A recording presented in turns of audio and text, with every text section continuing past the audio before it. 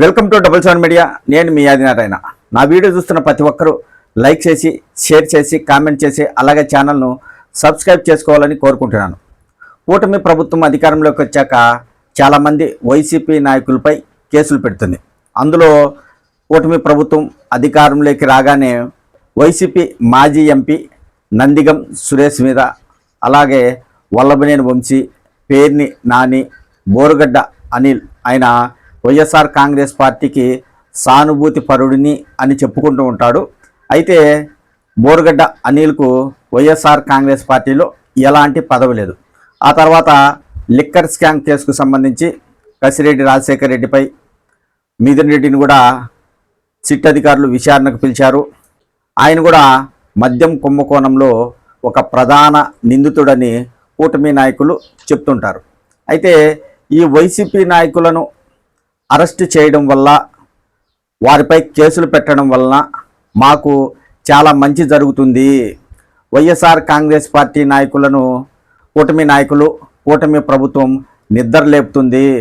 మేమందరం ఏకం కావడానికి కూటమి నాయకులు సహకరిస్తున్నారని వైసీపీ నేత అంబటి రాంబాబు గారు వ్యాఖ్యలు చేయడం జరిగింది. అయితే ఇందులో నిజమెంత అని తెలుసుకునే ప్రయత్నం మనం చేస్తే, కూటమి ప్రభుత్వం అధికారంలోకి రాగానే చాలామంది వైసీపీ సానుభూతి పరులపై దాడులు జరిగాయి.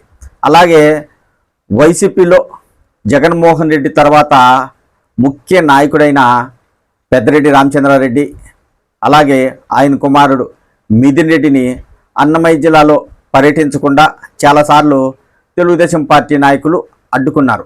ఇలా చాలా చేస్తున్నారు. ఇలాంటి సమయంలో వైఎస్ఆర్ కాంగ్రెస్ పార్టీ నాయకులు బయటికి రావాలంటే భయపడుతున్నారు. ఇప్పుడు బయటకు వచ్చి కూటమి ప్రభుత్వంపై విమర్శలు చేయడానికి చాలామంది వైఎస్ఆర్ కాంగ్రెస్ పార్టీ నాయకులు సిద్ధంగా లేరు. ప్రభుత్వంపై విమర్శలు చేస్తే తప్పకుండా కేసులు పెడతారు. ఇక 4 ఏళ్ళు కూటమి ప్రభుత్వం అధికారంలో ఉంటుంది. ఇలాంటి సమయంలో ఇప్పుడు ప్రభుత్వంపై విమర్శలు చేసి కేసులు పెట్టించుకొని జైలు చుట్టూ తిరిగే బదులు 2-3 సంవత్సరాలు ఏం మాట్లాడకుండా సైలెన్స్గా ఉంటే బాగుంటుంది అనే ఆలోచనలో వైఎస్ఆర్ కాంగ్రెస్ పార్టీ నాయకులు ఉన్నారు. అయితే ఇక్కడ కూటమి ప్రభుత్వం ఏం చేస్తుందంటే, వైఎస్ఆర్ కాంగ్రెస్ పార్టీ నాయకులపైన పలు రకాల కేసులు పెడుతుంది. వైఎస్ఆర్ కాంగ్రెస్ పార్టీకి అనుకూలంగా ఉన్న వల్లభనేని వంశీ గారు అరెస్ట్ అయి చాలా రోజులు అవుతుంది. ఇంతవరకు ఆయనకు బెయిల్ రాలేదు. ఆయన పరామర్శించడానికి వైసీపీ అధినేత జగన్మోహన్ రెడ్డి గారు జైలు దగ్గరికి వెళ్ళడం జరిగింది. అప్పట్లో వైఎస్ఆర్ కాంగ్రెస్ పార్టీ నాయకులు చాలామంది అక్కడికి వచ్చారు. అయితే ఇక్కడ వైసీపీ నేత అంబటి రాంబాబు గారు చెప్తున్న ప్రకారం ఏంటంటే, కూటమి ప్రభుత్వం అధికారంలో ఉంది కాబట్టి వైఎస్ఆర్ కాంగ్రెస్ పార్టీ నాయకులు బయటికి రాలేకపోతున్నారు.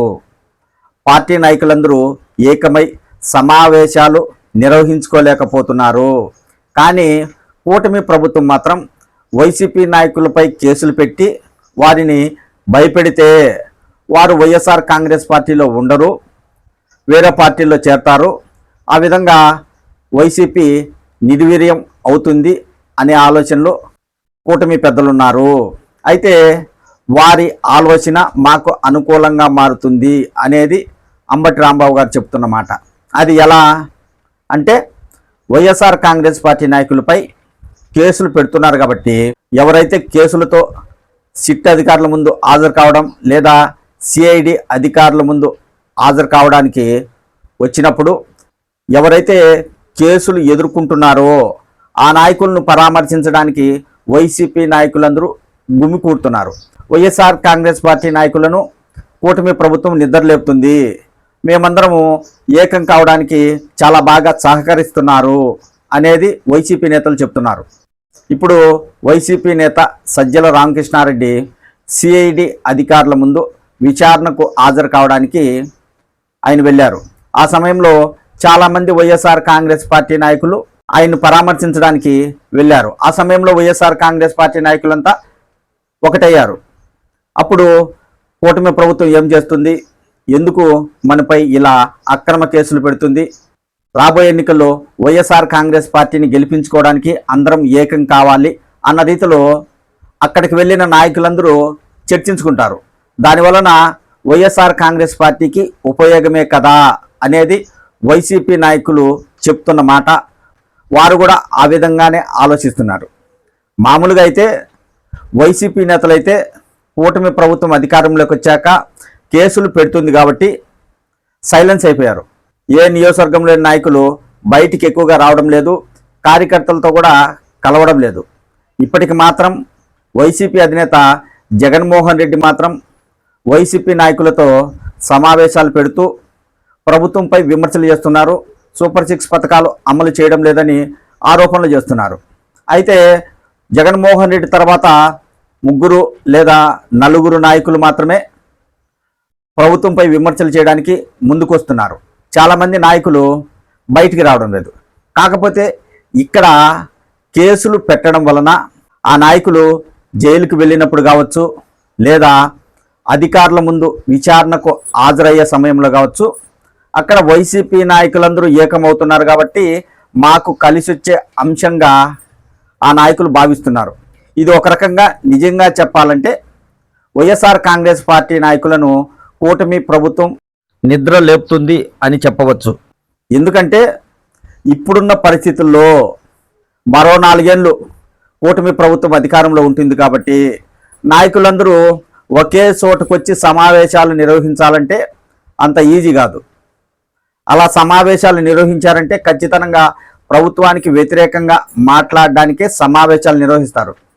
అప్పుడు ప్రభుత్వంపై విమర్శలు చేస్తారు. కానీ ప్రస్తుత పరిస్థితులు అలా లేవు. వైసీపీ నాయకులు బయటకు వచ్చే పరిస్థితిలో లేరు. వారు ప్రభుత్వంపై వ్యతిరేకంగా మాట్లాడలేకపోతున్నారు. ఇలాంటి సమయంలో ఇలా కూటమి ప్రభుత్వం కేసులు పెట్టడం వలన నాయకులందరూ ఒక చోటుకొచ్చి సమావేశమయ్యే అవకాశం కూటమి నాయకులు ప్రభుత్వం మాకు కల్పించింది అని వైసీపీ నాయకులు చెప్తున్నారు. వైఎస్ఆర్ కాంగ్రెస్ పార్టీ నాయకులపైన కూటమి ప్రభుత్వం కేసులు పెట్టడం వలన తమకు కలిసొచ్చే అవకాశంగా వైసీపీ నేతలు భావిస్తున్నారు. మామూలుగా అయితే వైఎస్ఆర్ కాంగ్రెస్ పార్టీ నాయకులు ఇప్పుడున్న పరిస్థితుల్లో ఆ పార్టీని వీడడానికి చాలామంది ఉన్నారు.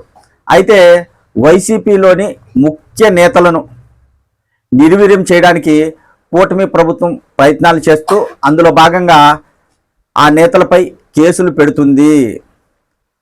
అదే ప్రభుత్వం కేసులు పెట్టకపోతే ఆ నాయకులు పార్టీలు మారే అవకాశం ఉంటుంది. కానీ కేసులు పెట్టడం వల్ల వారికి కూటమి ప్రభుత్వంపై తెలుగుదేశం, బీజేపీ, జనసేన పార్టీ నాయకులపై వ్యతిరేకత పెరగడం వలన వారు వైఎస్ఆర్ కాంగ్రెస్ పార్టీని వీడిపోయే అవకాశం ఉండదు. వారు వైసీపీలోనే ఉంటారు కాబట్టి ఆ పార్టీకి బలం ఉంటుంది. కూటమి నాయకులు కేసులు పెట్టకుండా వారిని అలాగే వదిలేస్తే వారు ఇప్పట్లో బయటకు వచ్చేవారు కాదు. వైసీపీ నాయకులందరూ మళ్ళీ ఏకం కావాలంటే దాదాపు 3-3.5 సంవత్సరం పడుతుంది. కానీ ఈ కేసుల వలన తొందరగా వైసీపీ నాయకులందరూ కలుస్తున్నారు. ప్రజల్లోకి ఎలా వెళ్ళాలి అనే ఆలోచనలో వైసీపీ నాయకులు ఉన్నారు. ఇదంతా కూటమి ప్రభుత్వం మాకు కల్పించిన అవకాశం అని వైసీపీ నాయకులు ఒక పక్క బాధపడుతూనే మరో పక్క సంతోషపడుతున్నట్లు తమ భావన వ్యక్తం చేస్తున్నారు. ఈ పరిణామాలను బట్టి చూస్తే వైసీపీ నేత అంబటి రాంబాబు గారు చేసిన వ్యాఖ్యలు నిజమే అనిపిస్తుంది.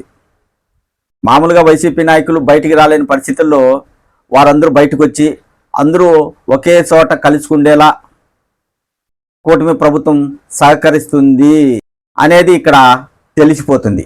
మొత్తానికైతే వైఎస్ఆర్ కాంగ్రెస్ పార్టీ నాయకులు ఇప్పట్లో బయటకు వచ్చేవారు కాదు.